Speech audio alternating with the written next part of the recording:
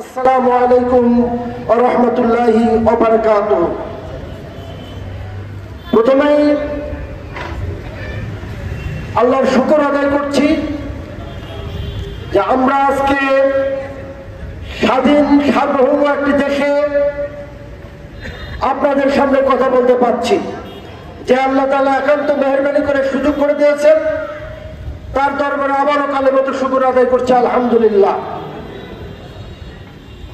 এখানে যারা আছেন, দীর্ঘদিন আপনারা ফ্যাসিস্ট শেখ হাসিনা জুলুম নির্যাতনের শিকার হয়েছিলেন, বাড়িতে থাকতে পারেননি, অনেকে জেল খেটেছেন, অনেকে আহত হয়েছেন, মামলা মোকদ্দমা জুলুমের শিকার হয়েছেন।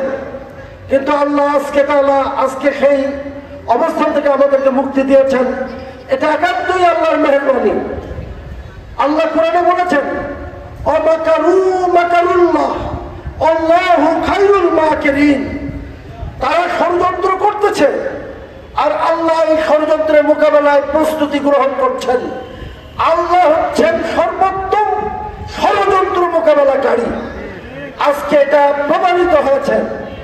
শেখ হাসিনা মনে করেছিল 41 সাল পর্যন্ত ক্ষমতায় থাকবে, বিভিন্ন সময় দম্ভ করে বলতো, ওবায়দুল কাদের ব্যঙ্গ করে কটাক্ষ করে বিভিন্ন কথা বলতো। কিন্তু আল্লাহ তাআলা এমন অপমানজনক ভাবে শেখ হাসিনা এবং তার সঙ্গবর্গদের বিদায় করলেন যে তারা বিদায় নেওয়ার পর্যন্ত, কাপড় চোপড় নেওয়ার পর্যন্ত সুযোগ পাননি। আমি ব্যক্তিগতভাবে জেলখানায় ছিলাম। দেশ স্বাধীন হওয়ার পরে মুক্তি পেয়েছি, 6 তারিখে মুক্তি পেয়েছি।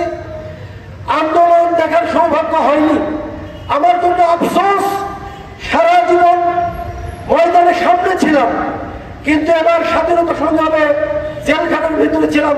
এই সংগ্রামে অংশগ্রহণ করার সুযোগ বাইরে থেকে হয়নি। কিন্তু বাইরে এসে যে ফেসবুক এবং ইউটিউবে যে চিত্রগুলো দেখলাম, আল্লাহু আকবার, এটা আল্লাহ তাআলার একান্ত মেহেরবানি ছাড়া এটা সম্ভব হয়নি।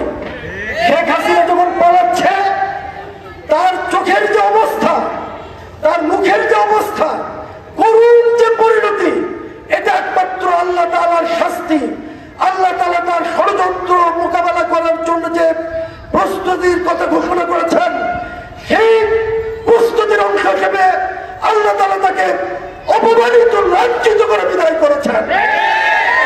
আমি বলতে লজ্জা লাগে, গণভবনে যেভাবে ছাত্ররা বিভিন্ন বিষয় নিয়ে উল্লাস করছে, শেখ হাসিনার গোপন কাপড় চোপড় অনেকে প্রদর্শন করছে। এর যে অপমানের আর কি হতে পারে, এর যে লাঞ্ছনা আর কি হতে পারে। আল্লাহ তাআলা তাকে লাঞ্ছিত ভাবে বিদায় করেছেন, আল্লাহ তাআলা তাকে অপমানিত করে বিদায় করেছেন। এটাই হয় স্বৈরাচারের বাস্তব অবস্থা। সংগ্রামী ভাইয়েরা, আজকে দেশ স্বাধীন, দেশ মুক্ত।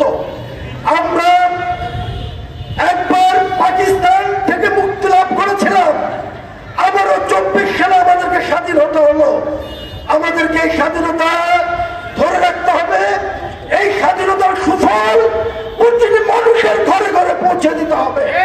সংগ্রামী ভাইরা, এই জন্য ছাত্ররা যে অগ্রণী ভূমিকা পালন করেছেন, ছাত্রদেরকে আন্তরিক মোবারকবাদ জানাই।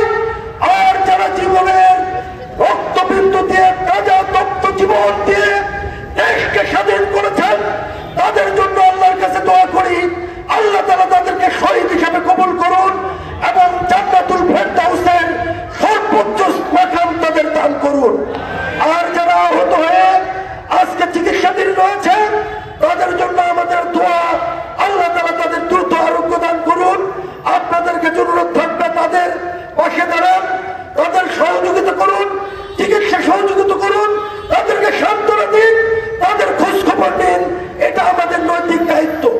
আমাদের পক্ষ থেকে এবং বিভিন্ন রাজনৈতিক দলের পক্ষ থেকে, বিএনপির পক্ষ থেকেও শহীদদের জন্য নগদ টাকা প্রদান করা হচ্ছে।